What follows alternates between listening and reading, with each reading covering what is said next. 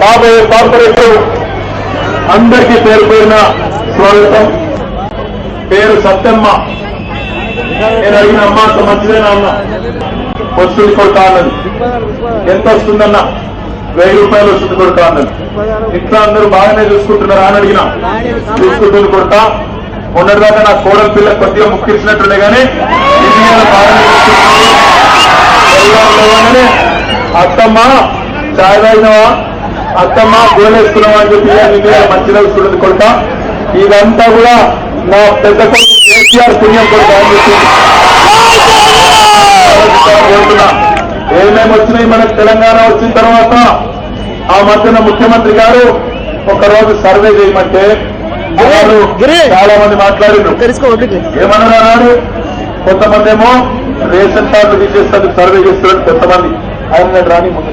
కొంతమంది survey ration కార్డులు తీసేస్తున్నారని, ఇంకొంతమంది ఏమో కేవలం ఆంధ్ర వాళ్ళు తెలంగాణ వాళ్ళు తెలుసుకునేందుకే సర్వే చేస్తున్నామని ఇంకొంతమంది అర్థం పొడవు మాట్లాడారు. మీరు ఒక్కసారి ఆలోచించాలని కోరుతున్నా. ఏమన్నారు? 2 ఏళ్ల కిందట తెలంగాణ వస్తే ఇవ్వాలని పట్టనియరు, అందరు నిలబడతారు, దాడి చేస్తారు, ఆస్తులు రాకుంటారు, కొడతారు, గుద్దుతారు, చంపుతారు, కొరుకుతారు, ఇష్టం వచ్చినట్టు మాట్లాడారు. కొట్టుడు, గుద్దుడు, చంపుడు, కొడుకుడు కాదు. కనీసం ఎవరిని ఇచ్చినామా? ఈ 18 నెలల్లో ఎవరినైనా ఇబ్బంది పెట్టినామా? మరి ఈరోజు మీరు ఆలోచించాలా ఏ రకంగా అందరినీ కలుపుకొని ముందుకు పోతున్నారో తెలంగాణ ప్రభుత్వం. ముఖ్యమంత్రి కేసీఆర్ గారి నాయకత్వంలో మీ కళ్ళ ముందే ఉంది. ఆనాడు ఆయన ముఖ్యమంత్రి కిరణ్ కుమార్ రెడ్డి వచ్చిరాని తెలుగులా దీని జ్ఞానంతో ఏమన్నాడు అన్నాడు? తెలంగాణలో కరెంటే ఉండదన్నాడు. మరి ఎక్కడున్నాడు కిరణ్ కుమార్ రెడ్డి? అలా తెలంగాణలోనేమో బ్రహ్మాండంగా లైట్లు వెలుగుతున్నాయి, 24 గంటల కరెంట్ వస్తుందని ఆ కిరణం మాత్రం ఆరిపోయింది. అదేవిధంగా ఈరోజు మీరు ఆలోచించాలని కోరుతా ఉన్నా. హైదరాబాద్ కు పెట్టుబడులు రావన్నారు. పెట్టుబడులు రావడం కాదు, వెల్లువెత్తుతున్నాయి. ఈ 6 నెలల్లోనే హైదరాబాద్ కు తెలంగాణకు 1,00,000 ఉద్యోగాలు, కొత్తగా 25,000 కోట్ల రూపాయలు, 1000కి పైగా పరిశ్రమలు వస్తున్నాయంటే కేసీఆర్ గారి కారణం కాదా నేను అడుగుతా ఉన్నా. అదే రకంగా ఐటీ కంపెనీలు, ఒక గూగుల్ గాని, కానుకాం గాని, ఒక ఊబర్ గాని, ఇవన్నీ ఈరోజు హైదరాబాద్ కు వస్తున్నాయంటే ఇది కేసీఆర్ గారి ప్రభుత్వ సమర్థన కాదా మీరు ఆలోచించాలని కోరుతున్నా. మనమేమో పని చేస్తున్నాం. ఏం పని చేస్తున్నాం?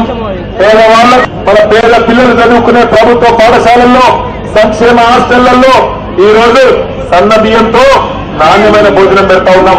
మా అక్క చెల్లెళ్లకు వాళ్ళ కోసం ఆరోగ్య లక్ష్మి అనే కార్యక్రమం ద్వారా సంవత్సరానికి 600 కోట్ల రూపాయలు ఖర్చు పెడుతూ విద్యా తల్లి బాగుండాలనే ఉద్దేశంతో ప్రతిరోజు పాలు, గుడ్డుతో పౌష్టికాహారం ఇస్తున్నాం. ఒక ఆడబిడ్డ పెళ్లి చేసుకుంటే భారతదేశంలో ఎక్కడా లేని విధంగా పేదింటి ఆడబిడ్డ అయితే చాలు. కులంతో సంబంధం లేదు, మతంతో సంబంధం లేదు, ప్రాంతంతో సంబంధం లేదు. తెల్ల రేషన్ కార్డు ఉంటే చాలు. కళ్యాణ లక్ష్మి పేరుతో, షాదీ ముబారక్ పేరుతో 51,000 రూపాయలు ఇస్తున్న ఏకైక ప్రభుత్వం భారతదేశంలో.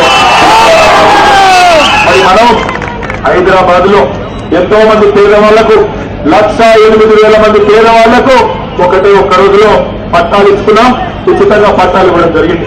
అదే రకంగా ఈరోజు పేదవాళ్లు ఉండే బస్తీల్లో కరెంటు ఛార్జీలు కట్టలేక, నల్లా బిల్లులు కట్టలేక అవస్థ పడతా ఉన్నారంటే వారందరి కోసం ఒక్క సంతకంతో 600 కోట్ల రూపాయలు మాఫీ చేసిన నాయకుడు కేసీఆర్ గారు. నేను గుర్తు చేస్తా ఉన్నా. చెప్పుకుంటూ పోతే ఇంకో 20 నిమిషాలు చెప్పొచ్చు. కానీ ఇక్కడికి వచ్చిన మా అక్క చెల్లెళ్ళు ఎందుకు వచ్చిరో నాకు బాగా తెలుసు. అందరి కళ హైదరాబాద్ లో ముఖ్యంగా పేదవాళ్ళని సొంతిల్లు ఉండాలి అన్నదే మీ కళ. మాకు తెలుసు. గతంలో కూడా ఇల్లు కట్టలేదని కాదు. ఏమి ఇల్లు కట్టిల్లు? 4 గోడలేసి ఒక డబ్బా లాంటి ఇల్లు కట్టి దానికి 3 రంగులు పూసి ఇందిరమ్మ ఇల్లుని బిల్డప్ ఇచ్చింది. 30,000 నువ్వు వేసుకో, 30,000 నేను ఇస్తా, 30,000 బ్యాంక్ లో తీసుకొని అందమైన కండిషన్లు పెట్టింది. ఈ రోజు అట్లా కాకుండా పేదవాళ్ళ ఇల్లంటే ఒకటే రూమ్ అన్నట్టుగా కాకుండా ఈరోజు ముఖ్యమంత్రి గారు చెప్తున్నది ఒకటే, దేశంలో ఎవరు చేస్తలేరు. 7 లక్షల రూపాయలతో ఒక్క పైసా మీ దగ్గర నుండి తీసుకోకుండా, ఒక్క పైసా మీకు తగలకుండా, ఒక్క పైసా మధ్య జలానికి ఇవ్వకుండా 2 బెడ్రూమ్లు, ఒక హాలు, ఒక కిచెన్, 2 బాత్రూమ్లతో పేదవాళ్ళు కూడా ఆత్మగౌరవంతో బతికే విధంగా డబల్ బెడ్రూమ్ ఇల్లు కట్టించిన ఏకైక ప్రభుత్వం తెలంగాణ ప్రభుత్వం. అయితే ఓట్ల కోసం మేము మీకు దొంగ మాటలు చెప్పాం, పిండి కొద్ది ఉంటే. ఎందుకంటే ఈరోజు మనం ఈ సంవత్సరం 10,000 ఇల్లు కడతా ఉన్నాం, రాబోయే సంవత్సరం దాదాపుగా 25,000 ఇల్లు కట్టబోతా ఉన్నాం, ఆ పై సంవత్సరం 50,000 ఇల్లు. మొత్తంగా రాబోయే 4-5 ఏళ్లలో హైదరాబాద్ లోని ప్రతి ఒక్కరికి, పేదవాళ్లకు ముఖ్యంగా ఇల్లు లేని వాళ్లకు ఇల్లు కట్టించే బాధ్యత, డబల్ బెడ్రూమ్ ఇల్లు ఉచితంగా ఇచ్చే బాధ్యత ఈ ప్రభుత్వం. మనమేమో ఈరోజు ఈ రకంగా పనులు చేసుకుంటూ పోతా ఉన్నాం. కానీ మరి కాంగ్రెస్ తెలుగుదేశం నాయకులు ఏమంటా ఉన్నారు? వాళ్ళు మనం వచ్చి 18-19 నెలలు కాదే మన మీద వెలువెడుతున్నారు, మాటలతో దాడి చేస్తున్నారు. కేసీఆర్ ఈ రోడ్ ఇట్లెందుకుంది, కేసీఆర్ ఆ మోరీ గట్లెందుకుంది, కేసీఆర్ మా ఇంటి పక్కన దోమలు ఎందుకు ఎక్కువైనా నన్ను ఎందుకు కొడుతున్నాయని చెప్పి మన మీద దాడి చేస్తున్నారు. ఒక్కసారి మీరు ఆలోచించాలి.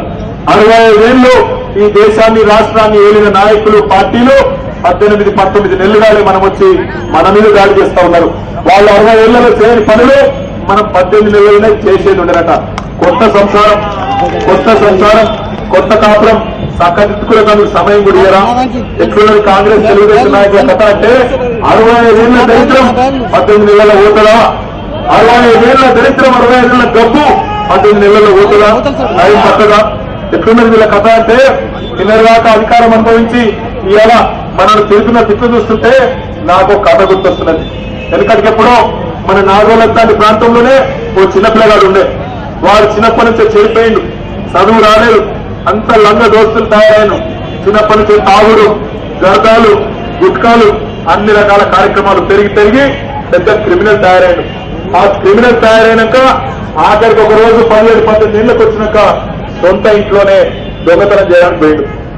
అమ్మ నాన్న పట్టుకున్నారు, 2 ఏళ్ళు బుద్ధి లేకుండా సొంత ఇంట్లో దొంగతనం చేస్తామని కొడితే వాడు కూడా తాగిన మత్తులో తిరగమన్నారు, వాళ్ళ మీద దాడి చేసిండు. ఇద్దరు తల్లి తండ్రి అక్కడనే చచ్చిపోయి, కాకపోతే పోలీసులు కష్టపడి జైల్లో పెట్టిండు. వాళ్ళ శిక్ష అప్పటిదాకా రుబాబుగా నిలబడ్డాడు, 2 చేతులు కట్టుకొని నక్క వినాయకుడు ప్రదర్శించుకుంటా, అయ్యా నేను తల్లిదండ్రులు లేని అనాథని సార్ నన్ను విడిచిపెట్టాను సార్ అన్నాడు. కాంగ్రెస్ తెలుగుదేశం వాళ్ళ కథ కూడా కట్లే ఉంది. నిన్నటిదాకా మనం సంతని వీలు కాదా, నిన్నటిదాకా రాజ్యాంగం వీలు కాదా, ఇలా మళ్ళా వాళ్ళే వచ్చి ఇది ఇట్లెందుకుంది అది ఎట్లెందుకుందంటే మరి మీరేం చేసిన అధికారంలో ఉన్నప్పుడు కొద్ది గుర్రాలకు పనులు వేయరా? దయచేసి మీరు ఆలోచించాలని అడుగుతా ఉన్నా. ఇవాళ తెలుగుదేశం కాంగ్రెస్ వాళ్ళు మాకే గుద్దండి అంటున్నారు. మళ్ళా గుర్తించుకుందామా? 65 ఏళ్ళు గుర్తించుకున్నా సరిపోలేదా? 65 ఏళ్ళు గుర్తించలేదు వాళ్ళు. అందుకే ఇవాళ మీ ముంగట ఒక ఛాయిస్ ఉన్నది, మీ ముంగట ఒక అవకాశం ఉంది. మళ్ళా వాళ్ళతో గుర్తించుకుంటారా లేదా గులాబీని ముట్టించుకుంటారా? ఏదో మీరే రైతు. రేపటి రోజున 2 తారీఖున జరిగే ఎన్నికల్లో నాగోల్ నుంచి చెరుకు సంగీత గారిని, అదే రకంగా కొత్తపేట నుంచి సాగర్ రెడ్డిని, మన్సూరాబాద్ నుంచి విఠల్ రెడ్డి గారిని పెద్ద మెజారిటీగా గెలిపించుకోండి. ఒక నిమిషం, ఈరోజు వీళ్ళు ముగ్గురు గెలిస్తే రేపటి రోజున చిన్న పనితో కూడా సీదా కేసీఆర్